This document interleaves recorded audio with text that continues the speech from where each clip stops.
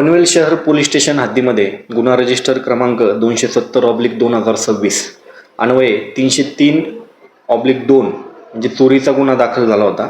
सदरचा गुन्हा हा कमलाकर सुब्रमण्यम शास्त्री या फिर्यादींनी दाखल केला होता। ते टाटा प्रोजेक्ट लिमिटेड कंपनीमध्ये जनरल मॅनेजर आहेत। सदर ज्या ठिकाणी चोरी झालेली आहे त्या ठिकाणी टाटा प्रोजेक्ट लिमिटेड कंपनीचे जे त्यांनी रेल्वेचं कॉन्ट्रॅक्ट घेतलं होतं रेल्वेचं ब्रिज बनवण्यासाठी, तर त्याच्याबाबतचं त्यांचं साहित्य त्या ठिकाणी होतं आणि सदरच्या साहित्याची किंमत ही जवळजवळ अंदाजे 1.5 कोटी रुपये होती।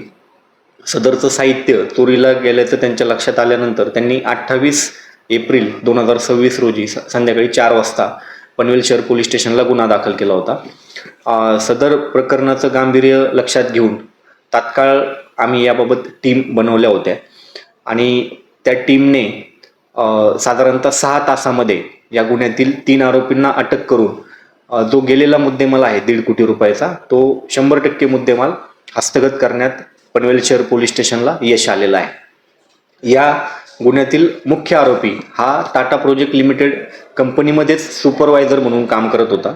विजयकुमार बाबूलाल वर्मा असं त्याचं नाव आहे।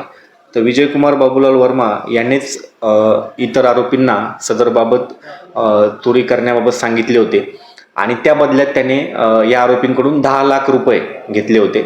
सदरचे 10 लाख रुपये त्याच्या घरातून जप्त करण्यात देखील पनवेल शहर पोलीस स्टेशनला यश आलेले आहे।